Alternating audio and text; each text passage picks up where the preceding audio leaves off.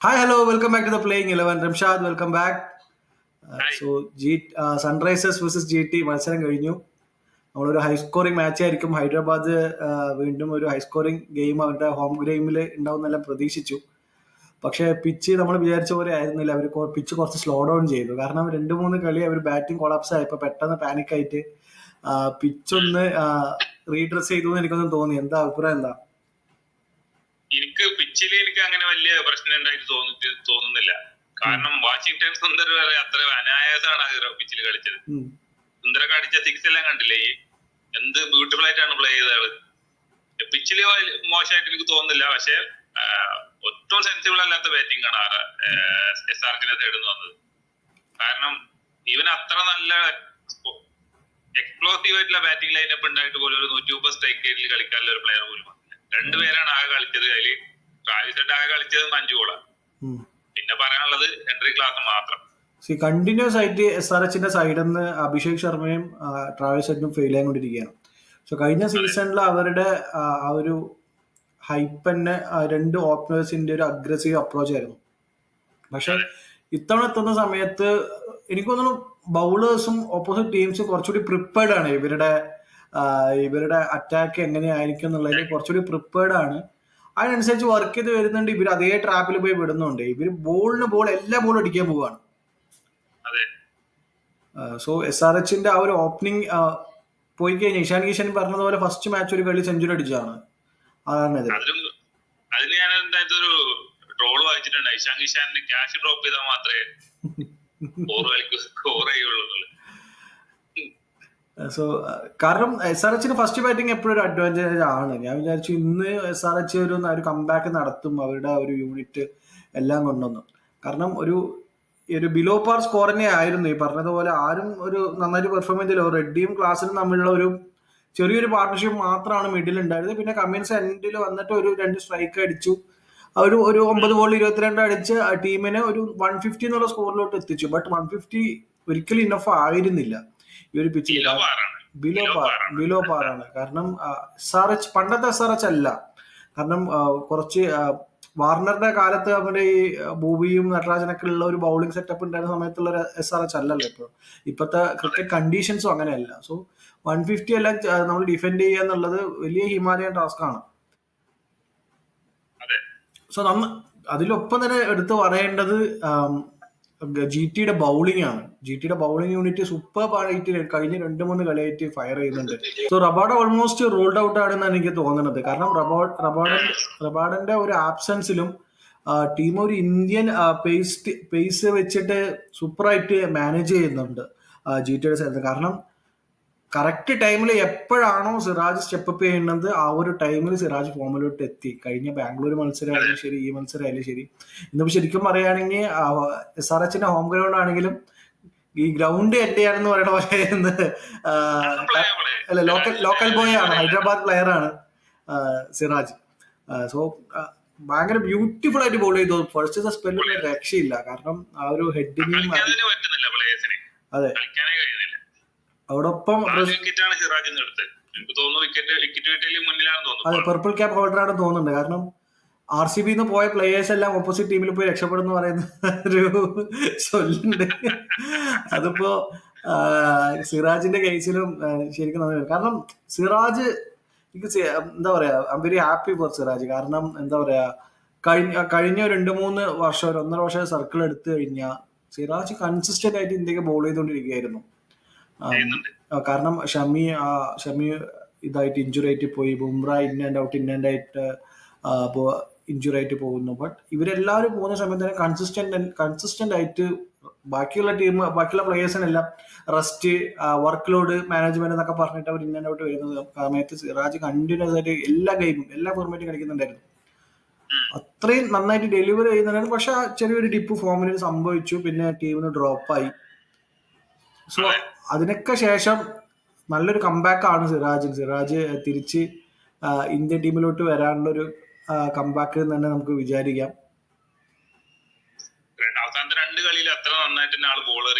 അതെ, അവിടൊപ്പം പ്രസിദ്ധ് കൃഷ്ണ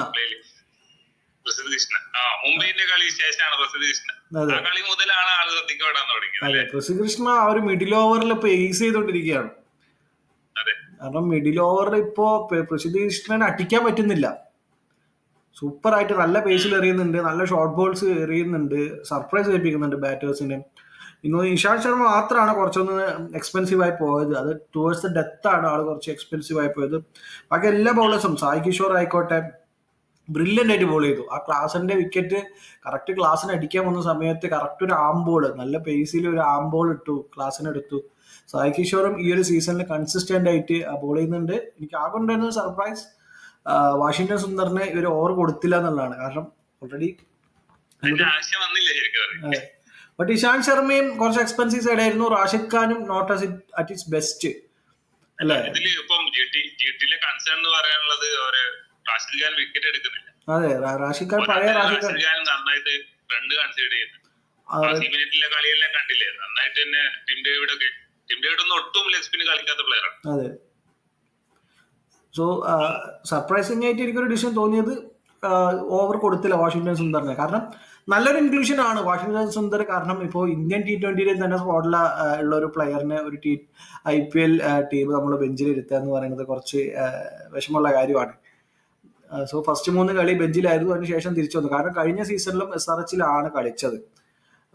പക്ഷെ വലിയ അവസരങ്ങൾ കിട്ടിയില്ല. ഇങ്ങനെ 1-2 കളി മാത്രമാണ് കളിച്ചത്. പക്ഷെ അവസരങ്ങൾ കിട്ടിയില്ല വാഷിംഗ്ടൺ സുന്ദറിന്. പക്ഷെ GTയിൽ വരുന്ന സമയത്ത് നമ്മൾ പറഞ്ഞിരുന്നു GTയിൽ തീർച്ചയായും വാഷിംഗ്ടൺ സുന്ദർ സ്റ്റാർട്ട് ചെയ്യാൻ ചാൻസ് ഉണ്ടെന്ന്. പക്ഷെ ഇപ്പോഴാണ് 4ാമത്തെ ഗെയിമിലാണ് സ്റ്റാർട്ട് ചെയ്തത്. അതൊരു ബ്രില്യൻ കംബാക്ക് ആയി പോയി. നമ്മൾ ബോളിങ്ങില് നമ്മൾ വാഷിംഗ്ടൺ സുന്ദറിനെയാണ് പ്രതീക്ഷിച്ചത്. പക്ഷെ ആള് തന്നത് ബാറ്റിങ്ങിലായിരുന്നു. കാരണം അതെ 152 എന്നുള്ളൊരു സ്കോർ ഒരു പോസ്റ്റ് ചെയ്ത് തിരിച്ച് ഗുജറാത്ത് അവര് ചേസ് ഇറങ്ങിയപ്പോൾ ഇനീഷ്യലി 2 വിക്കറ്റ് പോയി. നമ്മളെല്ലാവരും കൺസേൺ ഉണ്ടായിരുന്നു. കാരണം ഗുജറാത്തിന്റെ മിഡിൽ ഓർഡർ ഇതുവരെ ടെസ്റ്റ് ചെയ്യപ്പെട്ടിട്ടില്ല ഒരു കളിയും. കാരണം എല്ലാ കളിയും ടോപ്പ് 3 ബാറ്റേഴ്സ്, അതായത് സായ് സുദർശൻ, ശുഭ്മാൻ ഗിൽ, ജോസ് ബട്ട്ലർ 3 പേരും കൺസിസ്റ്റന്റ് ആയിട്ട് പെർഫോം ചെയ്യുന്നുണ്ട്. അതുകൊണ്ട് തന്നെ മിഡിൽ ഓർഡർ വലുതായിട്ട് ടെസ്റ്റ് ചെയ്യപ്പെട്ടിട്ടില്ല. പക്ഷെ ഇൻ കേസ് ഒരു 24-2 വന്നതിന് ഈ ടീം എങ്ങനെ ഗെയിം എടുത്തുകൊണ്ട് പോകുന്നുള്ള ഒരു കൺസേൺ നമുക്കുണ്ടായിരുന്നു. പക്ഷെ അത് ഞങ്ങൾ എന്താണ് ചെയ്യാൻ ഉദ്ദേശിക്കുന്നുള്ള അവർ കാണിച്ചു തന്നോ? കാരണം അവര് പ്രൊമോട്ടഡ് ഞാൻ ഒട്ടും പ്രതീക്ഷയില്ല വാഷിംഗ്ടൺ സുന്ദർ നമ്പർ 4 വരുന്നത്. അതെ, ആ നമ്പർ 4 വന്നപ്പോഴും കമ്മിൻസ് പോലും പ്രതീക്ഷ ഉണ്ടാവില്ല അങ്ങനത്തെ ഒരു അഗ്രസീവ് ഇന്നിങ്സ് വാഷിംഗ്ടൺ സുന്ദറിന്റെ സൈഡിൽ നിന്ന് വരും എന്നുള്ളത്. അതും ബ്രില്യന്റ് ആയിട്ട് ഫസ്റ്റ് ഓവർ തന്നെ അറ്റാക്ക് ചെയ്തു സിമർജിത്തിനെ. അവിടെയാണ് എനിക്ക് SRHന്റെ സൈഡ് ബോളിംഗ് യൂണിറ്റിനെ കുറിച്ച്, കാരണം കഴിഞ്ഞ സീസണിൽ അവർക്ക് ഉണ്ടായിരുന്ന വലിയ പ്രോബ്ലം അവർക്കൊരു ക്വാളിറ്റി സ്പിന്നർ ഇല്ല എന്നുള്ളതാണ്. ഇത്തവണ അത് അവർക്ക് റിസോഴ്സ് ഇല്ലായിരുന്നു എന്ന് പറയാം. അവർക്ക് മാറ്റി കളിപ്പിക്കാൻ വേറെ ആരും ഉണ്ടായിരുന്നില്ല എന്ന് പറയാം. പക്ഷെ ഇപ്പോ വീണ്ടും അതേ മിസ്റ്റേക്ക് ചെയ്യുന്നു. അവർക്ക് റിസോഴ്സ് കയ്യിൽ വെച്ചിട്ട് അവര് മിസ്റ്റേക്ക് ചെയ്യുന്നു. അവിടെയാണ് എനിക്ക് എന്താ പറയാ വലിയ സർപ്രൈസ്. കാരണം രാഹുൽ ചാർ ടീമിലുണ്ട്, ആഡം സാമ്പ ടീമിലുണ്ട്. ആഡം സാമ്പനെ എങ്ങനെയാണ് നിങ്ങള്? എനിക്കൊരു പോയിന്റ് പറയാനുള്ളത്, ഇപ്പൊ ഈ ടൂർണമെന്റ് എടുത്ത് നോക്കിയാൽ തന്നെ ലെഗ് സ്പിന്നേഴ്സ് വളരെ കുറച്ച് റൺസാണ് കൺസീഡ് ചെയ്യുന്നുള്ളൂ. ഏതൊരു ടീമിലെ സ്പിന്നേഴ്സ് ആയാലും വളരെ കുറച്ചില്ല. അത് ഈവൻ ലെഗ് സ്പിന്നേഴ്സിന്റെ കേസിൽ അതെ, എല്ലാ ടീമിലും ഇപ്പോ ഏസ് ബോളറായിട്ട് നിൽക്കുന്നത് ലെഗ് സ്പിന്നേഴ്സ് ആണ്. ഇപ്പൊ കഴിഞ്ഞ കളി നോക്കുകയാണെങ്കിൽ RRന്റെ സൈഡിൽ നിന്ന് ഹസനൊക്കെ നന്നായിട്ട് ബോൾ ചെയ്തു, ദിഗ്വേഷ് നന്നായിട്ട് ബോൾ ചെയ്തു, കുൽദീപ് യാദവ് നന്നായിട്ട് ബോൾ ചെയ്യുന്നു. സോ എനിക്ക് തോന്നുന്നു സാമ്പനെ എന്തുകൊണ്ടാണ് കളിപ്പിക്കാത്തത്? കാരണം മെൻഡിസ് ഓക്കെ ഒരു ഹാഫ് ബാറ്റർ ഹാഫ് ബൗളർ ആണ്. എനിക്ക് കൺവിൻസിങ് അല്ല, ഒരു പ്യുവർ ഓൾറൗണ്ടർ ആയിട്ട് എനിക്ക് കൺവിൻസിങ് അല്ല. കാരണം ആളുടെ ബോളിംഗ് ആള് ബ്രില്യൻ ടെസ്റ്റ് പ്ലെയർ ആണ്. അതിൽ നമുക്ക് അതെ ബ്രില്യൻ ടെസ്റ്റ് പ്ലെയർ ആണ്. പക്ഷെ ഈ ഒരു ഫോർമാറ്റിനെ പറ്റി, കാരണം ആളുടെ നമ്പർ 5 നമ്പർ 6 7 അയക്കുന്നത്. സോ ആ ഒരു സ്റ്റേജിലിട്ട് കളിക്കാൻ അഭിനവ് മനോഹർ ഫസ്റ്റ് 2 മാച്ച് ഫെയിലായി എന്ന് പറഞ്ഞിട്ട് അവര് അഭിനവ് മനോഹറിനെ മാറ്റി. എനിക്ക് തോന്നുന്നു അഭിനവ് മനോഹറിനെ തിരിച്ചു കൊണ്ടുവന്ന് സിമ്രജിത്ത് സിംഗിനെ പുറത്തു വരുത്തുക, മെൻഡിസിനെ പുറത്തു കൊണ്ടുപോയി സാമിനെ തിരിച്ചു ഉള്ളിൽ എടുക്കുക. അതന്നെയാണ് അവരുടെ കറക്റ്റ് പ്ലേയിങ് ഇലെന്ന് എനിക്ക് തോന്നുന്നത്. കാരണം ഇന്നത്തെ കളി എടുത്തു നോക്കിയാൽ മനസ്സിലാവും. കാരണം ഫസ്റ്റ് 5 ഓവർ ബ്രില്യൻ്റ് ആയിട്ട് ചെയ്തു. ഗെയിം ഓൺ ആയിരുന്നു. SRHന്റെ സൈഡിൽ നിന്ന് ഗെയിം ഓൺ ആയിരുന്നു. കാരണം 2 വിക്കറ്റ് കിട്ടി, റൺസ് കൺസിഡർ ചെയ്യുന്നില്ല. Under the 6 runs per over consider ചെയ്ത് പവർ പ്ലേയിൽ ബ്രില്യൻ്റ് ആയിട്ട് ഷമിയും കമിൻസും ബോൾ ചെയ്തു. അത് കഴിഞ്ഞ് 6ാമത്തെ ഓവർ സിമർജിത്ത് എറിയാൻ വന്നത് മുതലാണ് കളി കഴിഞ്ഞു പോയത്. ആ കറക്റ്റായിട്ട് സിമർജിത്തിനെ അറ്റാക്ക് ചെയ്തു വാഷിംഗ്ടൺ സുന്ദർ ബോൾ 1 മുതൽ. ആ ബോൾ 1 മുതൽ കളി കഴിഞ്ഞു പോയി. പിന്നെ തിരിച്ച് കാരണം ഫസ്റ്റ് തന്നെ 3 ഓവർ ഷമി ചെയ്തു, 3 ഓവർ കമിൻസ് ചെയ്തു. പിന്നെ ആരാ വിക്കറ്റ് ടേക്കിംഗ് ബൗളർ ഉള്ളത്? പിന്നെ ഇല്ല. കാരണം നമ്മളൊരു ലോ സ്കോർ ഡിഫെൻഡ് ചെയ്യുന്ന സമയത്ത് നമ്മൾക്ക് എപ്പോഴും വിക്കറ്റ് ടേക്കിംഗ് ബൗളേഴ്സ് ആണ് നമുക്ക് ആവശ്യം. പിന്നെ 2 കളിയിൽ അവർ തിളക്കിയ ഒരു പ്ലെയർ ഉണ്ടായി, ദിശാൻ അൻസാരി. അതെ, ആൾക്ക് വിക്കറ്റ് ഒന്നും എടുക്കാൻ പറ്റിയില്ല. നന്നായിട്ട് അറിഞ്ഞു, ആള് വിക്കറ്റ് എടുക്കാൻ കഴിഞ്ഞില്ല. അതെ, രാഹുൽ ചാറിനെ പോലെ ഒരു പ്ലെയർ ഇരിക്കുമ്പോൾ അവർ വീണ്ടും സിഷാൻ അൻസാരിലോട്ട് പോകുന്നു. ഓക്കെ, സിഷാൻ അൻസാരി ഓക്കെ ഇന്നൊരു ഓഫ് ഡേ ആയിപ്പോയി. പക്ഷെ സാംബ എന്തുകൊണ്ട് കളിക്കുന്നില്ല എന്നുള്ളത് വലിയൊരു ക്വസ്റ്റ്യൻ ആണ്. അതോടൊപ്പം തന്നെ നിതീഷ് റെഡ്ഡിക്ക് എന്താ ബോളിംഗ് കൊടുക്കാത്തത്? നിതീഷ് റെഡ്ഡിക്ക് എന്താ ബോളിംഗ്? പ്യുവർ ബാറ്റർ ആയിട്ടാണ് കളിപ്പിക്കുന്നത് എല്ലാ കളിയിലും അല്ലേ? അതെ, എന്തുകൊണ്ടാണെന്ന് അറിയില്ല. അത് ഇതാണ് അവരുടെ സ്ട്രാറ്റജി. ഇപ്പോഴും കിട്ടിയിട്ടില്ല. കാരണം നമ്മളെ നിതീഷ് റെഡ്ഡി വന്ന സമയത്ത് എല്ലാവരും പറഞ്ഞത് അടുത്ത ഹാർദിക് പാണ്ഡ്യ പോകുന്ന സമയത്ത് ആ ഒരു ഷൂസ് ഫില്ല് ചെയ്യാൻ പറ്റുന്ന ഒരു പ്ലെയർ ആണ് നിതീഷ് റെഡ്ഡി എന്നെല്ലാം നമ്മൾ പറഞ്ഞിരുന്നു. പക്ഷെ ടീം ഇങ്ങനെ, മാനേജ്മെന്റ് ഇങ്ങനെ ആ ഒരു പ്ലെയറെ കൺസിഡർ ചെയ്യുകയാണെന്നുണ്ടെങ്കിൽ അയാളുടെ ബൗളിംഗ് സ്കില്ല് വല്ലാണ്ട് താഴെ പോകും. കാരണം നമ്മൾ ടെസ്റ്റിലും അയാളെ നന്നായിട്ട് യൂസ് ചെയ്യാൻ പറ്റുന്ന ഒരു പ്ലെയർ ആണ്. ഇന്ത്യക്ക് 1 ഡേയിലും T20 എല്ലാം ഒരു ബാറ്റിംഗ് ഓൾറൗണ്ടർ യൂസ് ചെയ്യാം. ഡെഫിനറ്റ്ലി ഒരു കളിയിൽ 2 ഓവർ T20 മാച്ചിൽ ചെയ്യിപ്പിക്കാൻ പറ്റുന്ന ബോളറാണ്. ഈവൻ അഭിഷേക് ശർമ്മയ്ക്ക് ബോൾ കൊടുക്കുന്നുണ്ട്, നിതീഷ് റെഡ്ഡിക്ക് ബോൾ കൊടുക്കുന്നില്ല എല്ലാ കളിയും. സോ അത് ഭയങ്കര സർപ്രൈസിംഗ് ആണ്. നിതീഷ് റെഡ്ഡിനെ ഇവര് സ്ട്രാറ്റജി മാറ്റേണ്ട സമയമായി. ഓൾറെഡി 4 മത്സരം കഴിഞ്ഞു. അതേപോലെ ഇവര് ഹെഡിനെ ഇൻബാക്ക് സബ് ആയിട്ട് കളിപ്പിക്കുന്നു. അതിനോട് എനിക്ക് തീരെ താല്പര്യമില്ല. പിന്നെ എന്ത് ബ്രില്യൻ ഫീൽഡറാണ് ഹെഡ്. ഒന്നും വേണ്ട, നിങ്ങൾ വേൾഡ് കപ്പ് വിന്നിംഗ് ക്യാച്ച് എടുത്തില്ലേ, രോഹിത് ശർമ്മയുടെ ക്യാച്ച്? സിമ്പിൾ ക്യാച്ച് ആയിരുന്നോ അത്? അല്ലല്ലോ. ബ്രില്യൻ ഫീൽഡർ ആണ് ആളുടെ. പിന്നെ എന്തിനാണ് നിങ്ങൾ ഇൻബാക്ക് സബ് ആയിട്ട് കളിപ്പിക്കുന്നത്? അത് വലിയ ക്വസ്റ്റ്യൻ ആണ്. ഇത്തവണ കമ്മിൻസിന്റെ ക്യാപ്റ്റൻസിയിൽ ഒരുപാട് ക്വസ്റ്റ്യൻ മാർക്ക് ഉണ്ട്. ഇന്ന് ഓൾമോസ്റ്റ് കളി കഴിഞ്ഞു, എന്നാലും ലാസ്റ്റ് പിടിക്കാം എന്നുള്ള സ്റ്റേജിൽ എനിക്ക് ബോളിംഗ് കൊടുക്കാൻ ആളില്ല. എന്നിട്ടാണ് അവർ തിരിച്ച് നിതീഷ് റെഡ്ഡിയുടെ അടുത്ത്, അഭിഷേക് ശർമ്മ അടുത്ത് പോകുന്നത്. ആ ഒറ്റ ഓവർ കളി കഴിഞ്ഞു.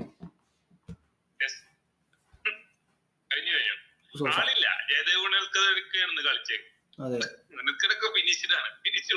Finished player. സോ അവർക്ക് ബെഞ്ചിൽ ആളുണ്ട്. അവർക്ക് രാഹുൽ ചാറുണ്ട്, സാമുണ്ട്, ഹർഷൽ പട്ടേലിനെ കയറ്റി. ഹർഷൽ പട്ടേലിന് 1 ബാഡ് ഗെയിം ഹർഷൽ പട്ടേലിനെ കയറ്റി. പറഞ്ഞതുപോലെ മിഡിൽ വിക്കറ്റ് എടുക്കാൻ പറ്റുന്ന ഒരു പ്ലെയർ ആണ് ഹർഷൽ പട്ടേൽ. ഹർഷൽ പട്ടേൽ ഡെഫിനറ്റ്ലി ഇന്ന് കളിക്കായിരുന്നു. അതെ, ഇവര് സിമർജിത്തിന് എന്തിനാണ് ഇത്രയും ബാക്ക് ചെയ്യുന്നത് എനിക്ക് മനസ്സിലായില്ല. കാരണം എല്ലാ കളിയും 11+ റൺസ് കൺസിഡർ ചെയ്യുന്നുണ്ട്. കാരണം എനിക്ക് ഫസ്റ്റ് കളി മാത്രമാണ് ആളെ ഫോം ആയത്. അതിനുശേഷം എല്ലാ കളിയും ഈസിലി 11-12 റൺ പെർ ഓവർ ആൾ കൊടുക്കുന്നുണ്ട്. ബട്ട് ഭയങ്കര വിയേർഡ് ആയിട്ടുണ്ട് ഈ പറഞ്ഞ പോലെ കമ്മിൻസിന്റെ ക്യാപ്റ്റൻസി. ഇതൊന്നും 10ാം സ്ഥാനത്താണ്. അതെ,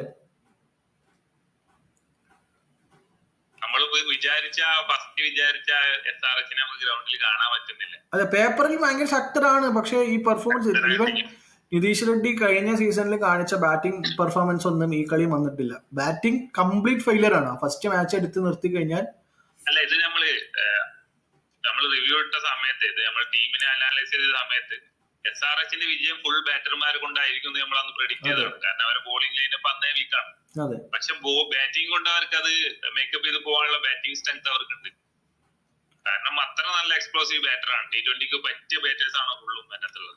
അതാ പ്രശ്നം. ഇവര് മാച്ച് 250 പോയിട്ട് ഇവര് 130-ക്കും 150-ക്കും എല്ലാം ആൾ ഔട്ട് ആയി പോകുന്നു. അത് ഡിപെൻഡ് ചെയ്യാനുള്ള ബോളിംഗ് ഇല്ല.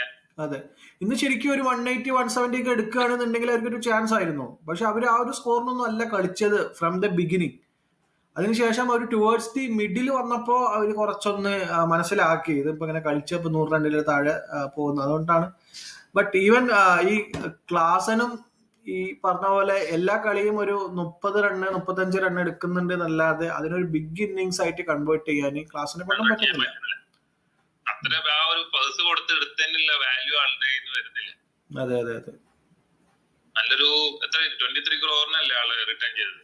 എല്ലാ കളിയൊന്നും അളയുന്നില്ല. സോ അതാണ് ഇന്നത്തെ മാച്ച്. തിരിച്ചു വരുമെന്ന് വിചാരിക്കാം. കാണികൾക്ക് എന്തെങ്കിലും കാണണമെങ്കിൽ സർജിന്റെ ബാറ്റിംഗ് ലൈനപ്പ് ഫോം ആയാലേ പറ്റുള്ളൂ. അതെ അതെ. സോ അതാണ് ഇന്നത്തെ മാച്ചിന്റെ ഒരു ടോട്ടൽ സമ്മപ്പ്. ഭയങ്കര ഡിസപ്പോയിന്റിംഗ് ആയിട്ടുള്ള ഒരു മാച്ച്, ഒരു one side match. Gujarat Titans നമ്മൾ പ്രതീക്ഷിച്ചതിലും അപ്പുറത്തി ഒരു ബ്ലോ കൊടുക്കുന്നുണ്ട്, നമ്മൾ പ്രതീക്ഷിച്ചതിനേക്കാളും. കാരണം അതാണ് ഒരു ടീമിന്റെ സൈഡിൽ നിന്ന് വേണ്ടത്. കാരണം ആ ഒരു പ്ലേയേഴ്സ്, മേജർ പ്ലേയേഴ്സ്, നമ്മൾ ഈ പറഞ്ഞ സായി സുദർശൻ, ശുഭ്മാൻ ഗിൽ, അതുപോലെ തന്നെ ജോസ് ബട്ട്ലർ ഇന്ന് ഫെയിലായി. ബട്ട് ബാക്കിയുള്ള 3 കളിയും ആള് നന്നായിട്ട് പെർഫോം ചെയ്തു. സിറാജ്, അങ്ങനത്തെ എക്സ്പീരിയൻസ്ഡ് ആയിട്ടുള്ള പ്ലെയേഴ്സ് അവർ നന്നായിട്ട് ഡെലിവർ ചെയ്യുന്നുണ്ട്. അതുകൊണ്ട് ബാക്കിയുള്ള കാര്യങ്ങളൊന്നും അവർക്ക് വലുതായിട്ട് എഫക്ട് ചെയ്യുന്നില്ല. ഈവൻ റാഷിദ് ഖാന്റെ ആ ഒരു ഫോം ഔട്ട് പോലും ആ ടീമിനെ ബാധിക്കുന്നില്ല. നിലവിൽ 2ാം സ്ഥാനത്താണുള്ളത് 6 പോയിന്റ് ആയിട്ട്. 6 പോയിന്റ് ആയിട്ട് ഇപ്പോൾ 2 ടീമുകളേ ഉള്ളൂ. സോ അതാണ് ടോട്ടൽ എന്നത്തെ ഒരു സമ്മപ്പ്. ശുഭ്മാൻ ഗിൽ കൺസിസ്റ്റന്റ് ആയിട്ട് കളിക്കുന്നുണ്ട്. ശുഭ്മാൻ ഗില്ലും സായി സുദർശനും എല്ലാം കൺസിസ്റ്റന്റ് ആയിട്ട് കളിക്കുന്നുണ്ട്. സോ SRHന് എന്ത് ചെയ്യാൻ പറ്റും? ഞാൻ വിചാരിക്കുന്നത് സാംബയെ ടീമിൽ തിരിച്ചെത്തിക്കാതെ വേറെ ഒരു ഇതും സൺറൈസേഴ്സ് മുന്നിൽ ഇല്ല. കാരണം അവരുടെ ബൗളേഴ്സ് ഇല്ല, വിക്കറ്റ് എടുക്കാൻ. മിഡിൽ ആരെ വിക്കറ്റ് എടുക്കാനുള്ളത്? സോ പിന്നെ ഒരു കാര്യം പറയാനുള്ളത്, ഇവര് പിച്ചിനനുസരിച്ചുള്ള സ്കോർ മനസ്സിൽ ടാർഗറ്റ് ചെയ്തിട്ട് വേണം ബാറ്റിംഗ് ഇറങ്ങാൻ. എല്ലാ കളിയിലും 200 അടിക്കണം 250 അടിക്കണം എന്ന് പറഞ്ഞിറങ്ങിയാൽ എനിക്ക് തോന്നുന്നില്ല ബോളിംഗ് ലൈനപ്പ് എങ്ങനത്തെ ആയാലും വിജയിക്കാൻ പറ്റും. അതെ, അതിന്റെ ബെസ്റ്റ് എക്സാമ്പിൾ ആണ് ഇന്നലെ രാഹുൽ കളിച്ച ഇന്നിങ്സ്. കാരണം രാഹുൽ ആ ചെപ്പോക്കിൽ കറക്റ്റ് ആ പിച്ച് റീഡ് ചെയ്ത് ഓവർ ഹിറ്റിങ്ങിനൊന്നും പോലെ ബ്രില്യന്റ് ആയിട്ട് ആ ഒരു സ്ലോ പിച്ചിൽ ഒരു 180 ടീമിനെ കൊണ്ടുപോയി. Super innings, text book innings ആയിരുന്നു അത്. സോ അതേപോലെ മാച്ച് റീഡ് ചെയ്ത് കളി കൊണ്ടുപോകാൻ പറ്റുന്ന ഒരു പ്ലേയേഴ്സ് SRHന്റെ സൈഡിൽ ഇല്ലാതെ തോന്നുന്നു. കാരണം അവരുടെ ഒരു ഗെയിം പ്ലാനേ വേറെയാണ്. പ്ലേയേഴ്സ് ഇല്ലാത്ത പ്രശ്നമല്ല. പ്ലേയേഴ്സ് സ്കിൽ വൈസ് ഇപ്പോൾ ഹെഡ് ആണെങ്കിൽ super player, Abhishek super player, Ishan Kishan super player, Nitish Reddy super player, Klaasen one of the best player in T20. പക്ഷെ ഇവരുടെ ആ ഒരു കമ്പൈൻഡ് ആയിട്ട് ഇവരൊരു ടീമായിട്ട് പെർഫോം ചെയ്യുന്നില്ല. അതാണ് പ്രശ്നം SRHന്റെ സൈഡിൽ നിന്ന്. സോ നമുക്ക് ഓൾറെഡി അവരൊരു ലാസ്റ്റ് ആണ് ഉള്ളത്. സോ ഇനിയും ഭയങ്കര ബുദ്ധിമുട്ടാണ് അവർക്ക് ഇനി മുകളിലോട്ട് വരിക എന്നുള്ളത്. എല്ലാ മാച്ചും നിർണായകമാണ്. സോ അതെ, കാരണം 5 മാച്ച് കഴിഞ്ഞു, 5 മത്സരം കഴിഞ്ഞു, ഒരു വിജയം മാത്രം. ഇനി 9 മാച്ച് ഉണ്ട്. 9 മാച്ചിൽ മിനിമം ഒരു 7 കളിയെങ്കിലും ജയിക്കണം. ബാക്ക് ടു ബാക്ക് വിൻ ചെയ്തുകൊണ്ടേ ഇരിക്കണം. അത് വലിയ ടാസ്ക് ആണ്. So that's it for today. Thank you for joining, Ramshad.